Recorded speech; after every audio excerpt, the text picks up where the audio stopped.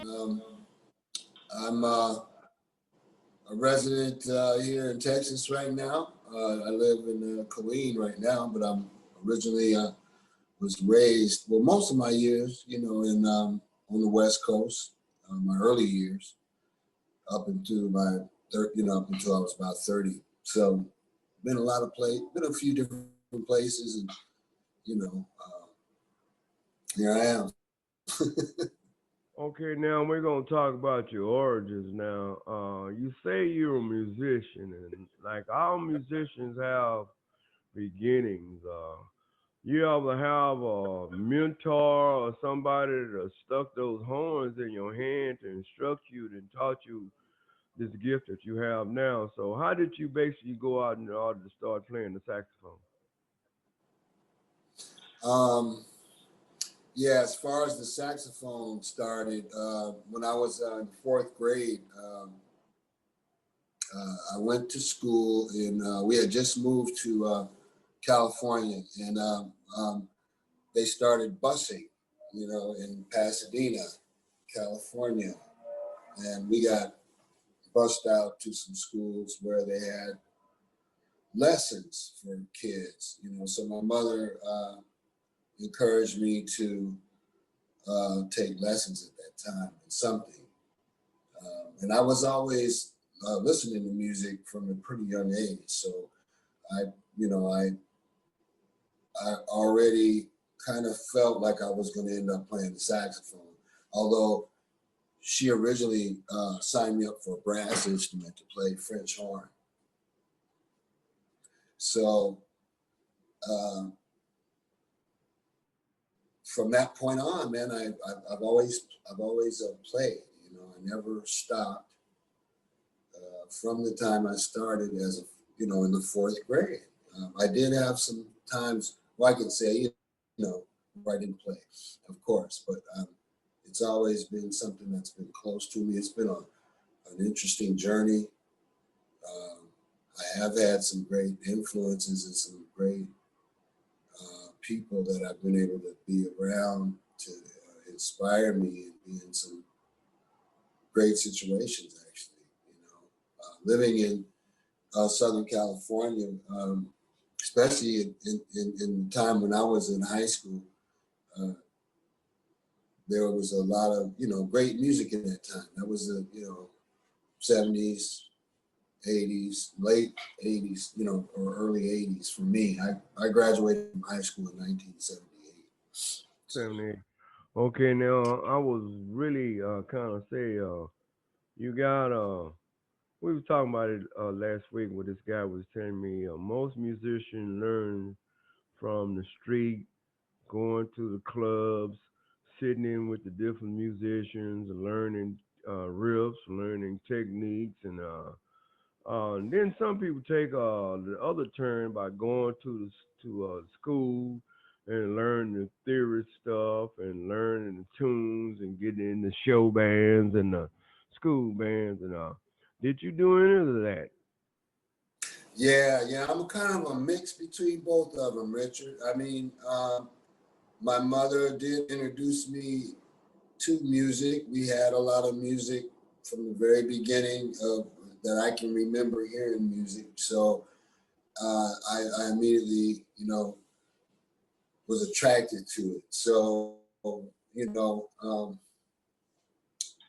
in jazz, my parents had lots of jazz albums too. They had the Motown, they had, a lot of different stuff, but they also had jazz, So I was curious enough to want to listen to those records because after there came a time where my mom and dad broke up and she didn't really listen to certain of the jazz that my dad left in the album collection. So they were just sitting in the album collection at the house, so I would just, I was old enough to, back then you could operate a turntable. You turn it on. Okay, now who were your favorite artists? Now I don't know too much about the East Coast, and West Coast.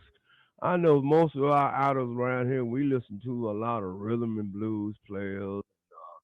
I think they had one guy around here named Fathead Newman and James Clay and King Curtis came from Texas. He went up and played with went up to play Aretha Franklin. But most of the jazz players on the East Coast, they have kind of like a I would say like a softer tone. You know, I learned that when I was first starting learning about jazz, about how you know when what's the guy's name? His name is Charlie Parker. Hmm.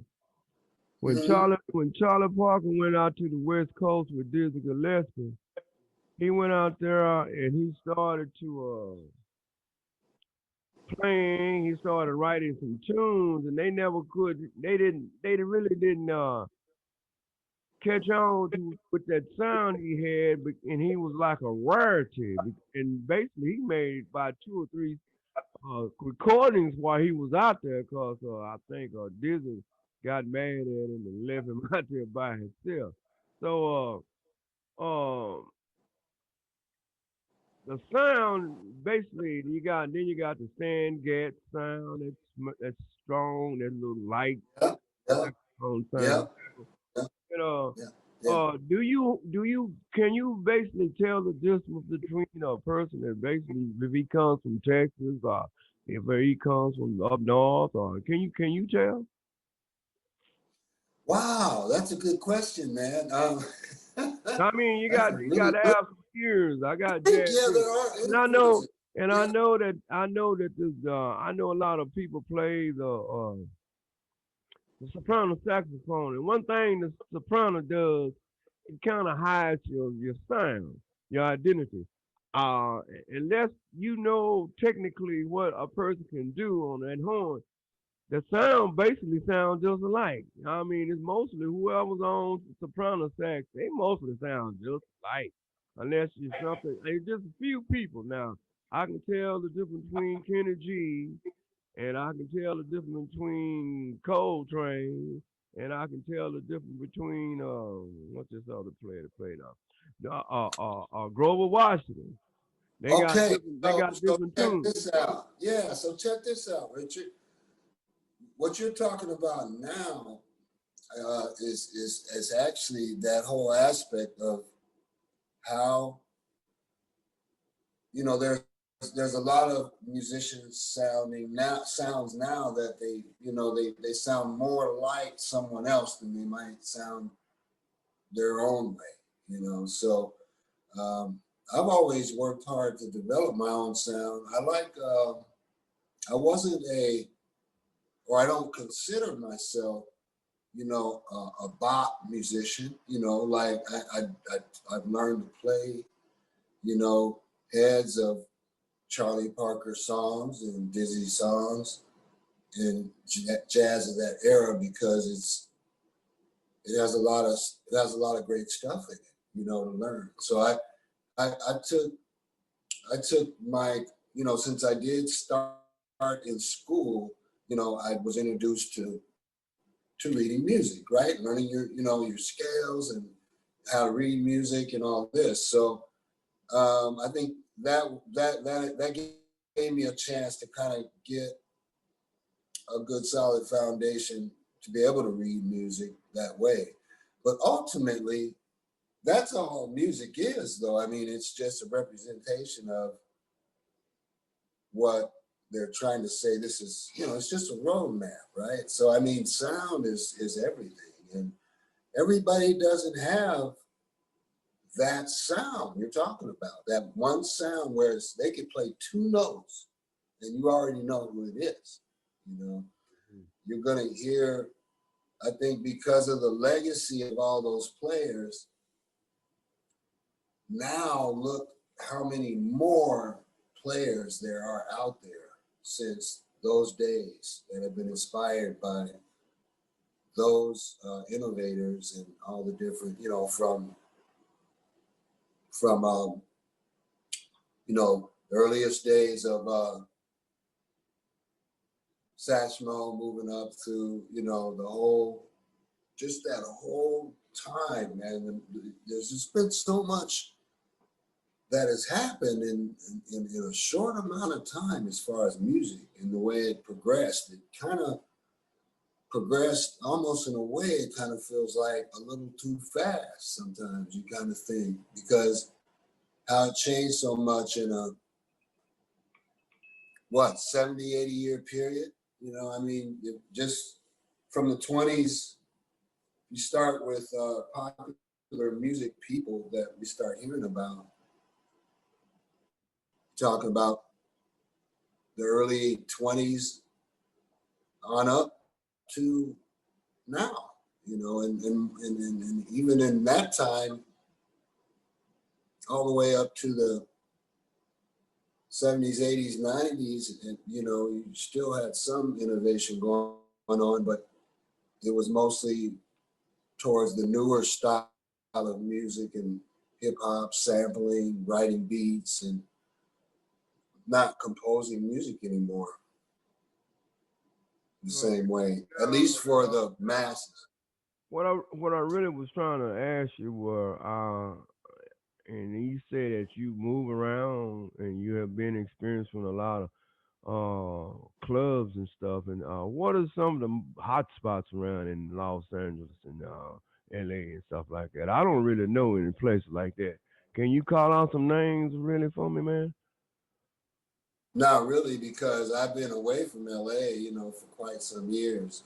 I was down, you know, I lived there in '96, and at that time, I was doing a lot of different things, man. I played a lot of private events, but before I left, because I was in my 30s when I left Cali, so I had been doing some gigs around town, different places in around LA and San Fernando Valley, different little clubs that, you know, with bands and things like that. Kind of the usual thing a lot of people do when you're out there trying to make something happen, man. I mean, you know, I probably joined a number of bands, you know, where everybody was either trying to get a gig and work at a club and, you know, all those kind of things. But I did more of my, I did more when I was when I went to Orlando.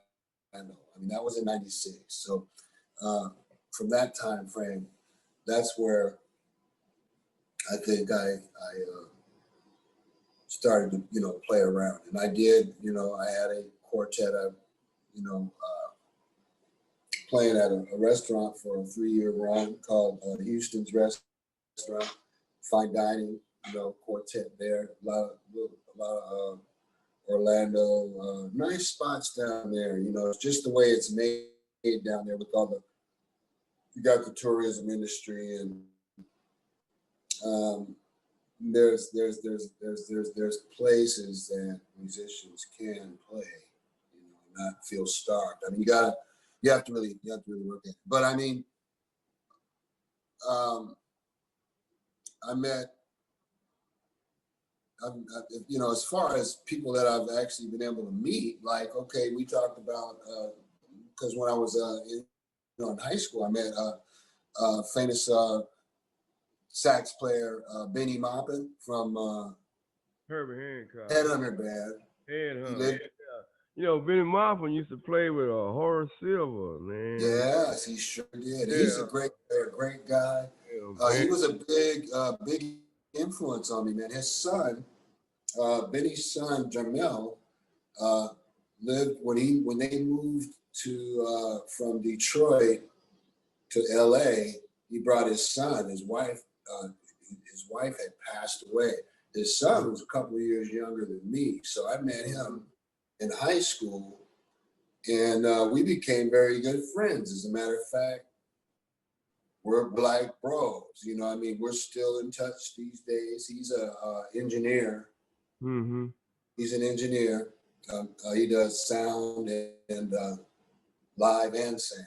And Jamel is, so when I was growing up, while I was going through my years in high school, I was into, you know, all the stuff that was going on, you know, the jazz fusion, the Ronnie Laws, yeah, you know, the George Duke stuff. I mean, you know, all of that stuff I was really into. Mm-hmm. And I got to meet Benny, and he actually, and you know, we would go to his house. I would go to Jamel's house just to hang out with him, knowing, you know, that his dad was famous, you know. Yeah, And man. when he wasn't on the road, man, he'd take a young brother up, man. He said, "Bring your horn, you know, come back, you know, anytime I have some time." And I got a chance to do like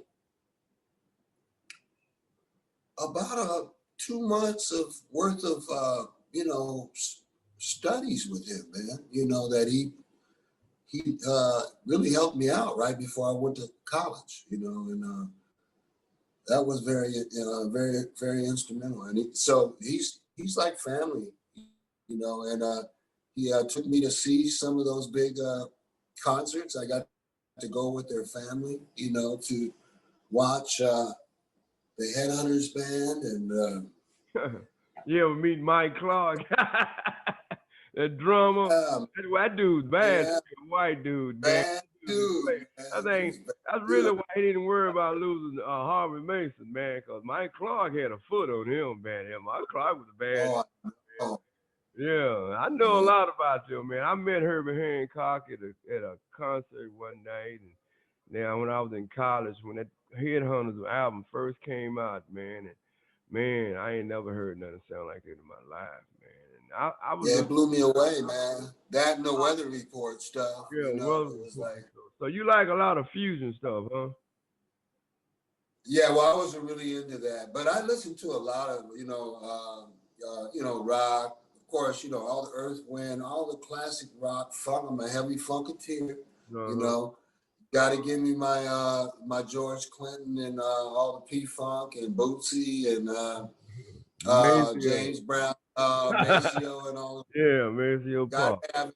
Got to have it, man. I mean, you just got to have it, you know. And I also I like. I'm a very open cat, man. My ears are wide open. If something's gonna hit me, you know, and it sounds right, I'm right there with it, you know. Now you said you was there here in Dallas. You came from Atlanta, right? And went to Florida. And so when you came to Well, yeah, Dallas, no, we came from, yeah, we went from L.A., or shall we say Pasadena, hmm to Orlando, Florida, now Florida to Texas. so what are some of the projects you got involved with since you've been around here in town? Nothing really big actually, man. To be honest with you, at this point, as far as locally around town. However, I was able to meet the Gilberts and a few years back, and Larry and I became very good friends. You talking about He knew I was, Larry and Sharonda Gilbert, right? yeah, and Kashunda, yeah. So very good people. Yeah, yeah. My ex-wife and I, she met Kashunda because uh, of what her job is. That's how we came together. So that was a really cool meet up, and we've done some things over the past couple of years. But I haven't done anything really big, man. I've hit the balcony club maybe twice in 3 years. hmm I mean, you Yeah. know, it's just been a struggle, man. It's been a struggle.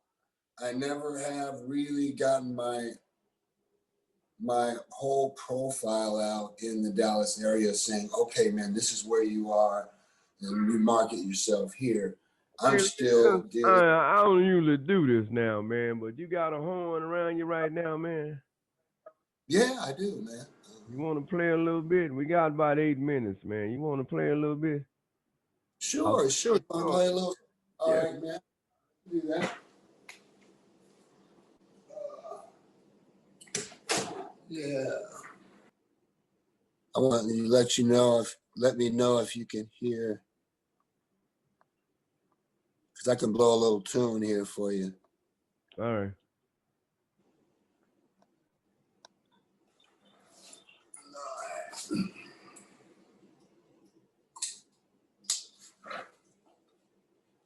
I hadn't played it yet today. I was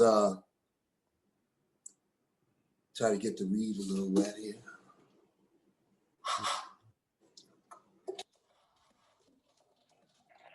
So why you doing that, man? What brand horn you play, man? What brand? What kind of I'm horn? playing on a Yamaha. I'm playing on a Yamaha YTS. It's not a you know. Oh, I gotta turn this fan on. I still hear you.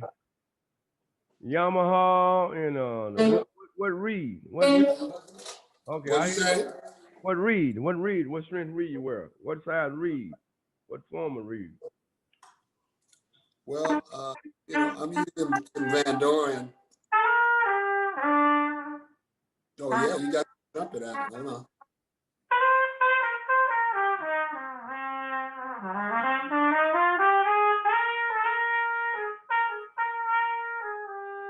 Hello, bro.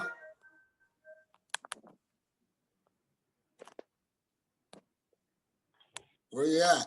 There he is. Yeah. Okay, I got on. Yeah. You sound good, man. You got a beautiful sound, bro. Yeah, I'm going through some changes with my horn, my lip and stuff, man. That's what happened most, when you play a trumpet, man. A trumpet is an instrument you basically have to play and practice on every day. And as we go, Yeah, our mouth and our teeth shifts, and it's a lot of stuff that go on with it, and centering. And I was yeah. looking at a book today about the position stuff. They got all kinds of different positions they want people to play in with a trumpet.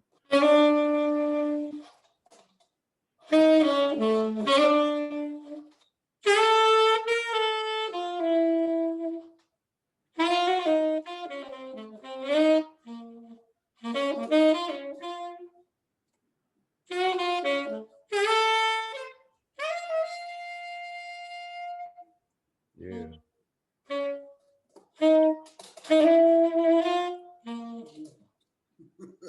Yeah. Okay, then So we'll let's our time is kind of winding down a little bit. Maybe the next time, we get more time, I'll let you play a little couple of tunes, man, while you're on there, man. And I have some background music and stuff with me too. yeah, So I have some too. I yeah, have some. yeah, I got. yeah, yeah. Great. Now, you got any information you want me to lay out on people and how people can get in contact with you and stuff like that? You got a phone number and stuff you want to tell people how they can get in contact unless you want to, you need a little work or something like that, man. Sure. Well, you know, I do have a Facebook musician page, and all you have to do on Facebook is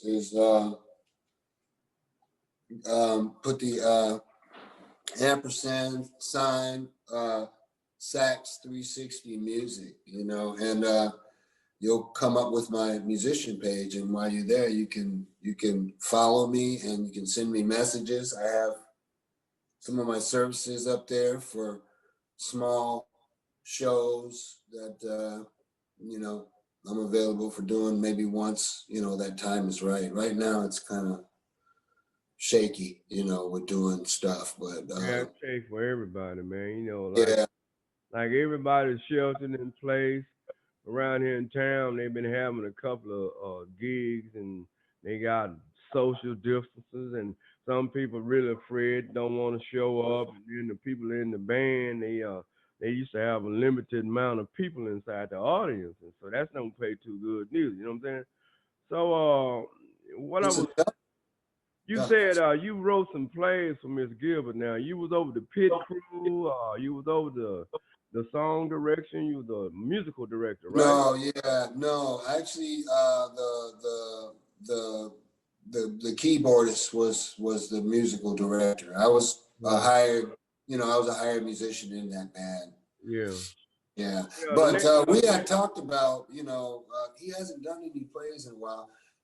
That's a big thing too. Getting you got to have people to come out and support those kind of events, man. I mean, yeah, yeah, that's a yeah, you're gonna spend a lot of, you'll lose a lot of money.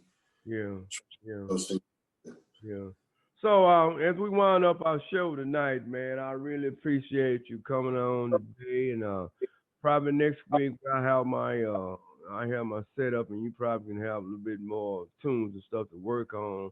And we work on part two to Mr. Mrricks Place. We'll talk to Mr. Devrick Bell, right? That's right. Tenor saxophonist. Yes, tenor saxophonist, and it's been a pleasure, man. Hooking up on your forum, man. I'm looking forward to definitely, touching back with you again, my man. Okay, all right. Well, maybe we can hook up on a record, man, one day, man. I got a lot of ideas, man, and I got about 2 or 3 tunes in the can, man. That's we're gonna work with it, man. Yeah. I believe sometimes God puts people in different spots in different places at different times. You don't know right now, but you touch bases and we meet people, and then these memories go on, and these people. Well, there you go. Yeah, Yeah, that's yeah, exactly. yeah, And yeah, you're on point, man. yeah. If we're not rubbing with each other or making an advance and trying to especially in these times, and we have to use this kind of forum to do it. Yeah. But we got to reach out, man, if we want to see anything better than what we've been seeing. Yeah. So as we close up today, I really appreciate you being a guest on my show today. And there's anything later on you want to try to do, just get with me, and I'll give you my numbers, and I can call in, or maybe I can find somebody to work with you, man. And help you out a little bit better, man. It's gonna get better. Oh yeah, yeah. Well, this is the time we're getting it all working, and we needed this time to happen this way. This is the only way, anything real can happen. Is things have to get shaken up because people are hard headed. Yeah, that's the one thing. And the one man with hard head was Mr. Big up there in Washington, man. I know, man. It's crazy. It's. Yeah. So anyway, Yeah. I appreciate you being on the show today, and thank you for being my guest today, Mr. Bell. And I wish you all the greatest success in music. And like I said, get back with me again, and we'll touch bases together again. All right. Thank you so much, man. Thanks again. All right. Thank you, sir. Thank you.